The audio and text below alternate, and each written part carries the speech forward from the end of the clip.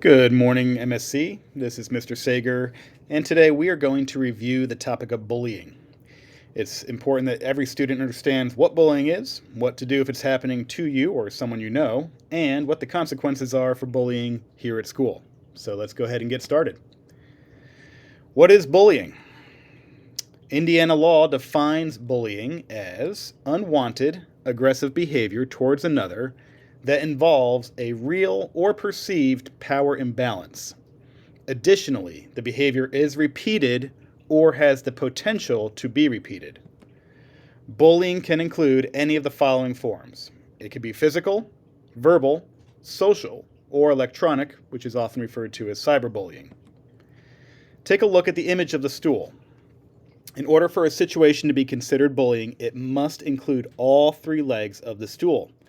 If one of the legs is missing, then it is not considered bullying.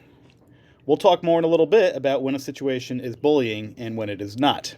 At this time, I'm going to put some questions on the screen. Your teacher will pause the video and give you guys a chance to discuss.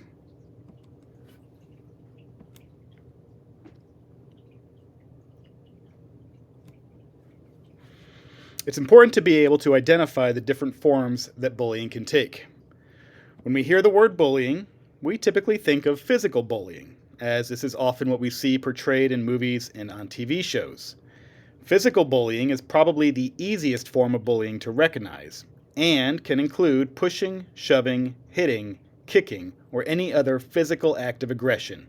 It can also include inappropriate touch, or intentionally breaking or stealing someone else's property. Verbal bullying is the use of words to put someone down.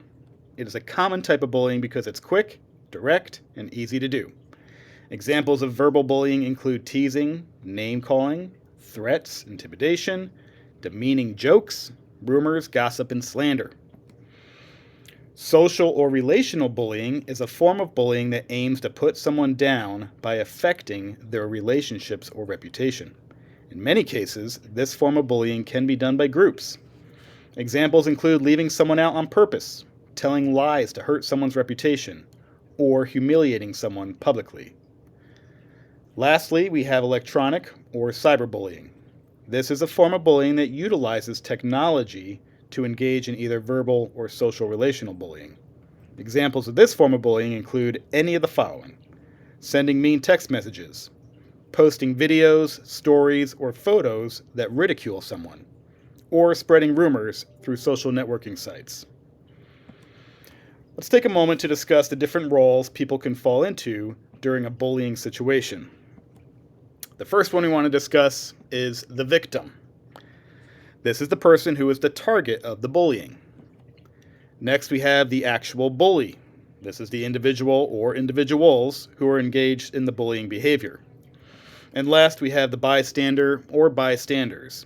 This is an individual or group of people who are aware of what's happening. It's helpful to know what to do if you happen to be a bystander in a bullying situation. Here are some options. First off, if you are comfortable and feel safe doing so, you can stand up for the one being bullied. This can be a big deterrent to the bully and also allows the victim to know they are not alone and they have support. If you're not comfortable confronting the bully in the moment, you can always privately reach out to the target of the bully to express your support and concern. If you witness or are aware of bullying, let an adult know. You can speak to a parent, teacher, counselor, or administrator. 64% of students who are bullied do not report it, which is why it's so important for bystanders to speak up. One thing you should never do is laugh or join in on the bullying. Sometimes, in order to fit in or to not become a victim ourselves, we can end up laughing along with a bully, even when we know it's wrong and hurtful. This is, of course, never okay.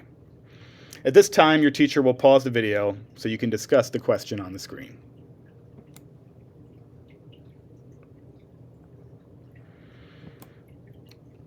Okay, now that we've discussed what bullying is, let's take a few moments to learn what it is not.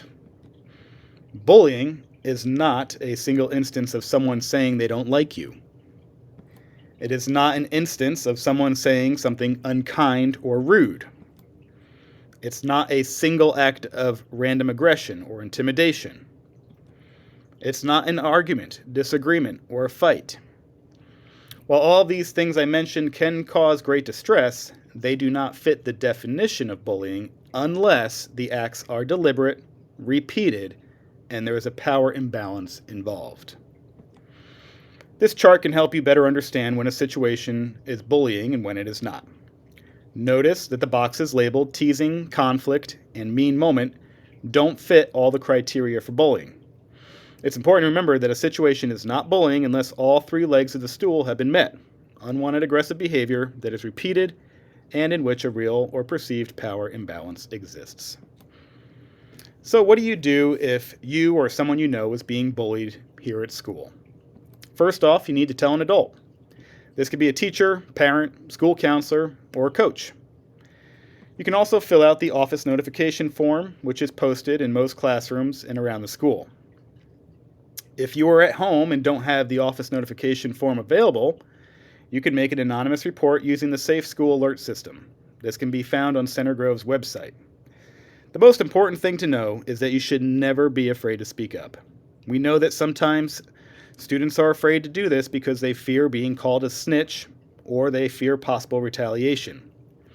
We're going to watch a short video that explains why it's so important to speak up about bullying.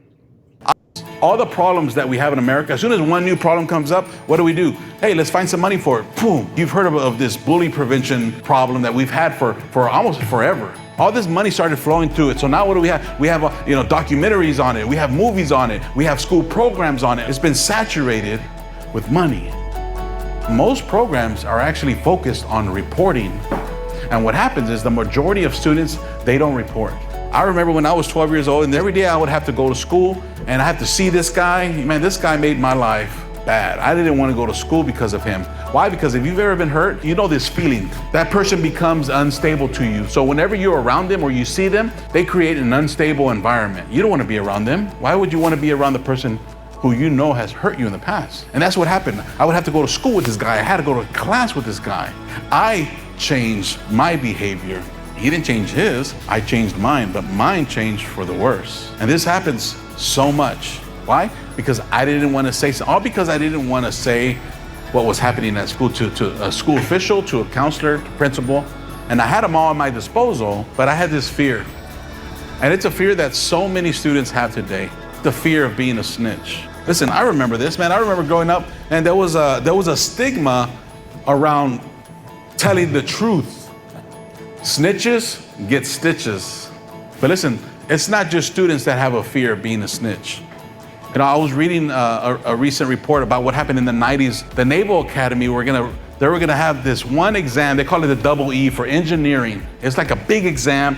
And the day before the test, one of the cadets actually received a copy of the test. And so what did they do? They went back and they showed it to some of their shipmates. After the test was completed and started seeing test scores, they started seeing the results were a lot similar, like people were actually cheating on the test. The Navy has a high honor code. They live on, man, we're not gonna lie, we're not gonna steal, and we're not gonna cheat. Those three things we're gonna die by. And here we have hundreds that are cheating. They started interviewing some of those who came forward and said, yeah, it was me, yeah, it was me, yeah, it was me. They said, okay, well, who are some of the other people? Tell me who else was involved. There's no way I'm gonna tell you. Why? Because they had this fear. It's a fear that you and I both have as well. It's the fear of being a snitch. Today, I know that there's a big difference between snitching on someone and reporting someone. I brought a couple of buckets to kind of illustrate this for us today. This is your thought process. If you're getting picked on, if you've ever been bullied, this is what goes on in your mind. If I tell an adult that I'm gonna be a snitch, you do it so that they can get in what? In trouble. That's a snitch. However, when you report someone, when you tell an adult, you do it so that they can get help. Even though you're saying the same thing. It's all your thought process, that's all it is. You tell yourself worst case scenarios. So we tell ourselves, yeah, not only I'm gonna get them in trouble, but guess what? I'm gonna get in trouble. All parts of the military, they're all founded on loyalty. Man, I have your back, you better have mine. You give your life for me, I'm gonna give my life for you. So they brought somebody in, and the end result was this. We're gonna put the ship before the shipmate. The reason why is because if you put yourself first, the whole ship is in jeopardy, and now everybody's going down. A lot of times what we do in America, we only think about ourselves first. I want you to start seeing coming to school as, man, I'm coming into something bigger than myself. This is a community. This is a school culture. Like, we have a way of doing things. Like, we value certain things. There's certain things we do, and we're not gonna let other people like do otherwise. And one of them obviously needs to be not letting people get bullied. Before we wrap up, we need to go over the consequences for bullying here at Middle School Central. As you can see on the screen, a first violation might be a warning, but it can also lead to consequences depending on the severity and nature of the situation. You can also see that each additional instance leads to more significant consequences, leading up to possible expulsion. Bottom line is that we take bullying very seriously, and students engaged in bullying behavior will receive consequences. However, if we do not know what's happening, we cannot do anything about it. So please, make sure you always report. In closing, like I said, we do take bullying very seriously at Middle School Central. No student should have to come to school afraid because of another individual or group of individuals. Every student should feel safe and cared for at school. So we want to encourage all of you to help make our school a safe, kind, and welcoming place. It starts with each individual being respectful and kind, and for all of us to speak up for and stand up for those in need. Take a moment to watch this last video and think about what kind of person you are right now or you want to be. What kind are you?